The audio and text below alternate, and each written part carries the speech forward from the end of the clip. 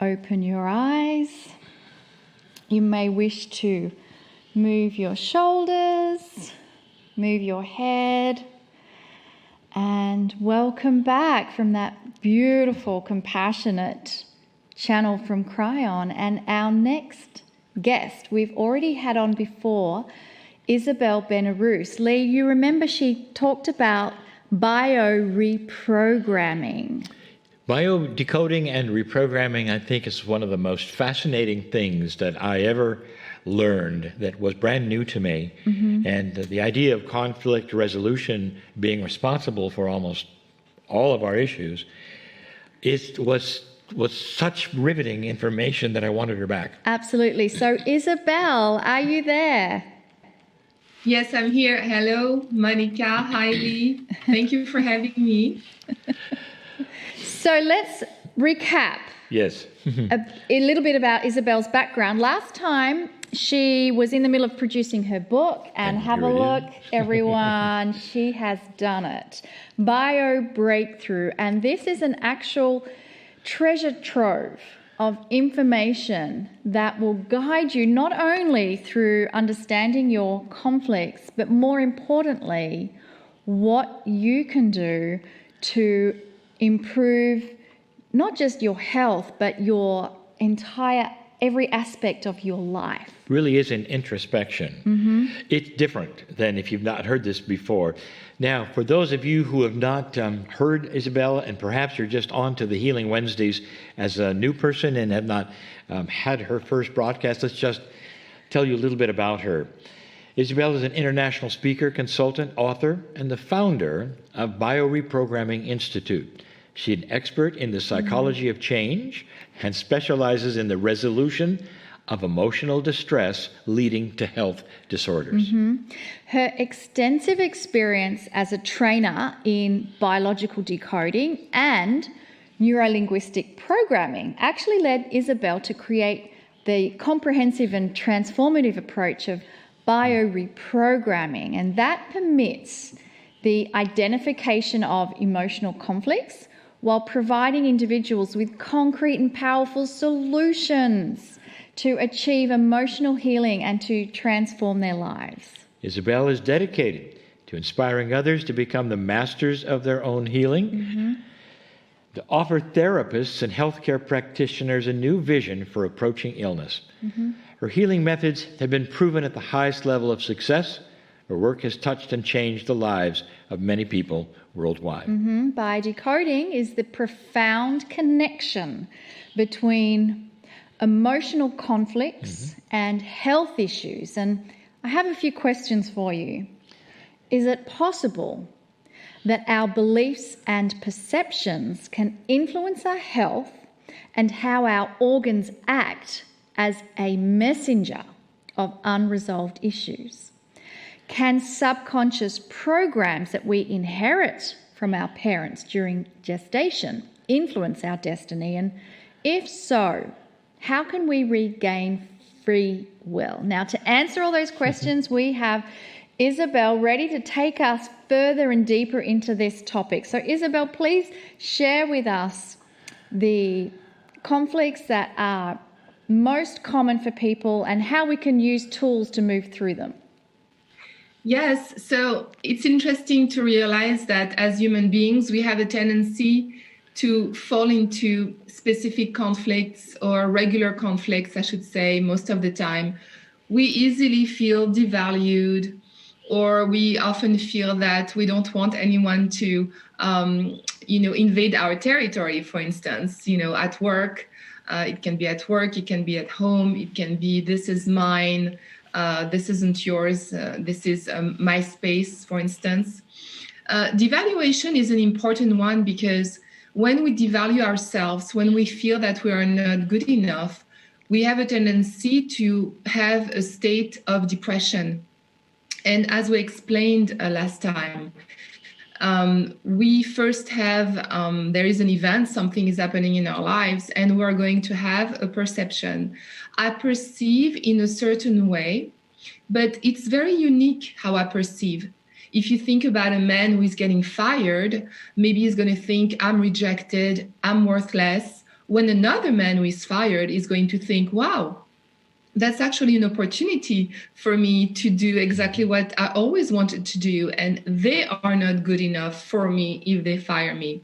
So you see that with the same event, we're all going to have a different perception. And what's very interesting is that for each event we go through in life, it's going to resonate inside of us differently.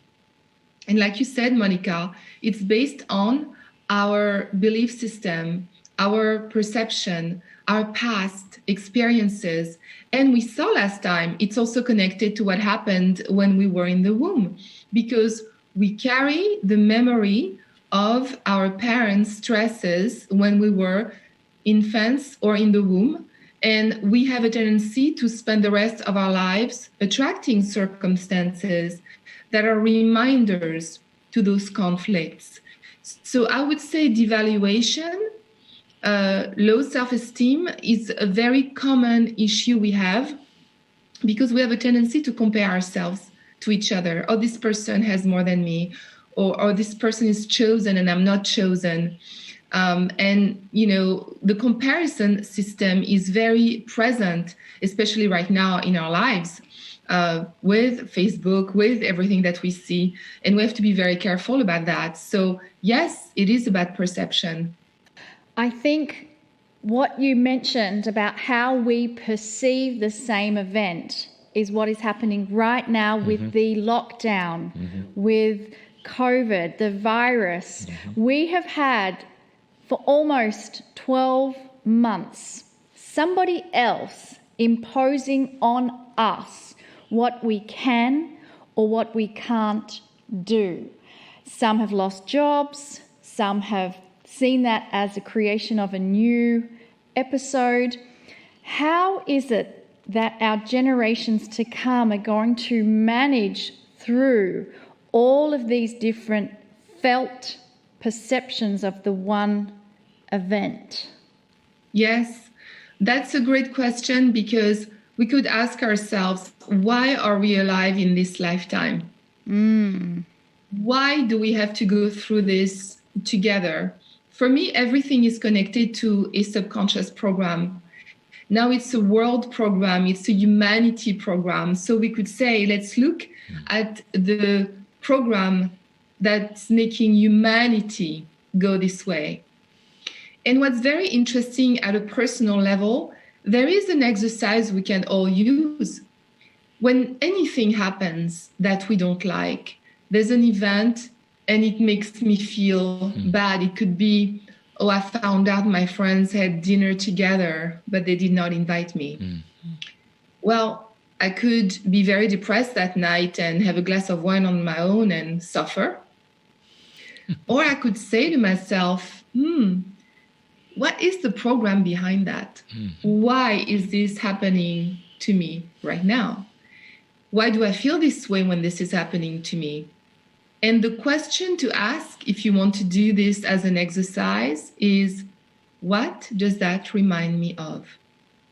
If I feel an emotion that is limiting and painful, it means that in my story, in my life story, somewhere, somehow, there is a connection and something already happened. And that is why I'm reacting this way. What's beautiful is that when something happens and I feel bad, the feeling of pain is actually an indicator, is actually an opportunity for me to work on something. So look at this. If when something happens to me, I look at it this way. I go, it's a program, it's an opportunity. If I don't feel good, what does that remind me of? I am already outside of the problem. I'm not in it. I become an investigator. I become maybe interested in figuring out why I feel this way.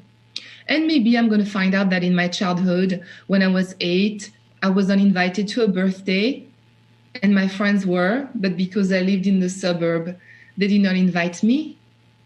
So now I make a connection and I go, oh, well, that's why I feel that way. And I can go further. I can ask myself, well, was there anything similar when I was in the womb? Did my mom go through something that also could be connected to that story of me feeling bad today because I was not invited? And maybe I'm going to find out that my mom had to stay in bed while she was pregnant after 4 months because the doctor said you can't move or you lose the baby, and stay in bed.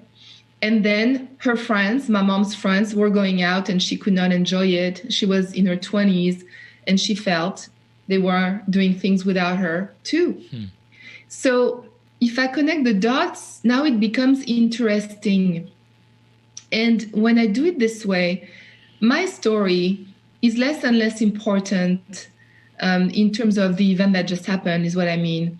And when I look at the circumstances that make me react this way, and when I'm an investigator and all of a sudden I have answers, I can trigger, instead of pain, a state of excitement. Now I'm excited because I figured it out. And I know where it's coming from, and it's just a program. And that removes me from being stuck with the content of my story. Now I'm outside of the story. I'm analyzing it, and I start to have power. You want to add anything, Lee? I want to say that right now, before we, run out of time, I would love her to give some examples, perhaps, of conflict resolution and direct disease that people know. And one in particular has a twist to it, and it's in the book, and it has to do with one of the patients with MS. Identifying why they had it, and then something happened after that. I think you know what I'm talking about because the book is new and you remember. Would you discuss that one? I think it's fascinating. Yes, absolutely. So there was this woman who had MS. She triggered MS after a trip with her friends where she felt devalued. Her friends were skiing very well, and she kept on falling because she didn't have the right gears. But she didn't say anything, and she was afraid of falling for 4 days every day, terrified of skiing with them. 3 months later, she triggers MS, which is actually a solution to not fall, because when you're paralyzed, you don't fall. So that's the solution of the subconscious brain to eliminate the potential of having that stress again. And that's the logic of the subconscious. And so as we worked together, and as I explained the origin of the illness, and as she understood why she triggered MS, she started to feel that there was a potential for her to heal, because it was so clear to her what happened. And she felt that sense of, wow, I could get over this. And she stopped me and she said, Isabelle, it seems that this works and I could heal. And I want to stop you from working with me because I don't want to heal. Now that I have MS, my life has changed. I've never been more happy. My friends come to see me. I feel valued. I have visitors all the time. I don't have to go back to my job as a teacher that I hated, where students were mean to me. I'm happy. And the government is giving me a pension every month, and I don't have to work, and I have more money than ever. So why would I want to not be sick? If the work I do with you improves me, and the doctors say that I'm getting better, I won't have that money anymore. So stop working with me. Wow. And that is called the secondary gain of illness.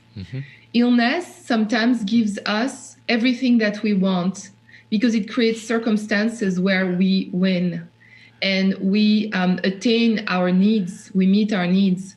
So if you have any type of illness, make sure to not get attached to all the things that the illness can give to you. It can be a woman whose husband had an affair and now she's sick with a cancer and he doesn't have an affair anymore. He's taking care of her. So in her subconscious, the calculation has been made that in order to have what she wants, she shouldn't heal, right? So yes, that's the secondary gain. And that's a very important point, Lee, in connection to illness. I think what you said before is that these are the perfect logic of the subconscious to create the solution. And I think we often get caught up in the illness itself that we stop to look at what messages might be there for why this solution came about. And I would love for you to talk about when we start moving through the illness, we have different phases of healing. When we make that story that you told about, oh, it's just a story about my mom was not able to go to parties and now I'm excited I can move through things, that will often bring a healing phase that has symptoms that if we don't understand what's happening, we can interrupt the healing process. Can you share a little of that with us? Yes, absolutely. So when we have an illness and we start healing, there is often a phase, the healing phase, in which I'm more tired. I'm now exhausted because I am entering the level of parasympathetic movement, which means I'm no longer in stress mode. So I am going to start being tired. Maybe I'm going to have some inflammation. If there is a tumor somewhere, maybe it's going to start shrinking. So it's going to depend on the tissue. It's going to depend on what I'm healing. But most of all, in general, when I'm in a healing phase, I'm really exhausted. And it feels that I just want to sleep all the time. And that's actually a very good sign because it means I'm resting. It's my time to rest. And then slowly I get better. So often after the understanding of the conflict and when I finally let go is when I get very tired, and people should not be afraid of that. I just had a big aha. I haven't heard that before. And I should have paid more attention when it was given, because I know it has been. Because quite often when I'm dealing with something and I know I have to either travel or whatever, and I've been asking for the healing and I'm talking to my cells, and suddenly I'm tired. I mean, I'm more exhausted than ever. And the first thing that I'm thinking is I'm getting sicker. You know, what kind of an answer is this? And I'm understanding that is a solution, that is an interim. I am actually working on myself and the healing is happening. So Isabelle, how can we distinguish, am I healing in a healing phase, or am I really having my condition get worse? So it's difficult maybe to know. But there are a few indicators, and one of them is I am tired, but in a way that's pleasant. Mm-hmm. I'm tired in a way in which I want to eat. I have appetite. I want to rest. I just want to watch TV or do nothing. I don't even need to fall asleep. I just want to do nothing. And the appetite coming back is a very good indicator that I'm in the right process at that moment. You know, I just realized I'm in a constant state of healing.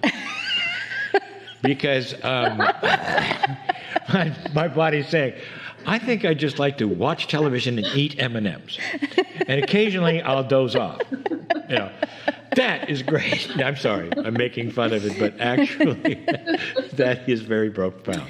So, yes. Isabelle, I think it'd be wonderful now for our audience to perhaps move through an exercise which you're very good at doing. So if we have this self-devaluation, we're feeling depressed, things aren't going great, you mentioned you have some tools that can help us to move through that. I would love to participate now in you running that through for us.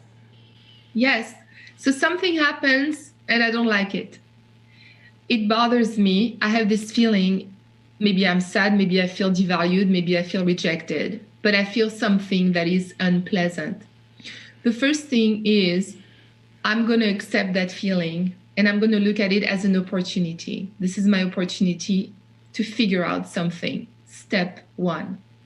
Step 2, I'm going to ask myself, this feeling that I have right now, what does that remind me of? That's my question. When did I feel that way in the past? And I'm going to try to go as far as I can, maybe to find the root of it.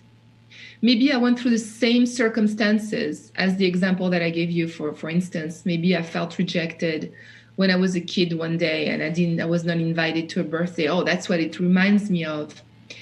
And when I figure this out, it reminds me of this in my childhood. It can be anything, depending on your story. I can say to myself, oh, this is the connection and this is a program. The moment I call it a program, there is already a shift in your brain that's happening, because the shift is, it means I have power over this. If this is a program, I can work on it. And then if I want to go further, I'm going to, does that remind me of something I know that happened to my parents or my mom when I was in the womb or when I was little? Is there something even deeper associated to that feeling of abandonment or rejection or devaluation? And now I have a map. And you feel already how now I am outside of the problem because I'm becoming my own therapist. I'm doing the research. And then the key, which a lot of people I see in my seminar don't actually have, even if they have studied things. The key is to generate a state of excitement about your discovery versus going, oh,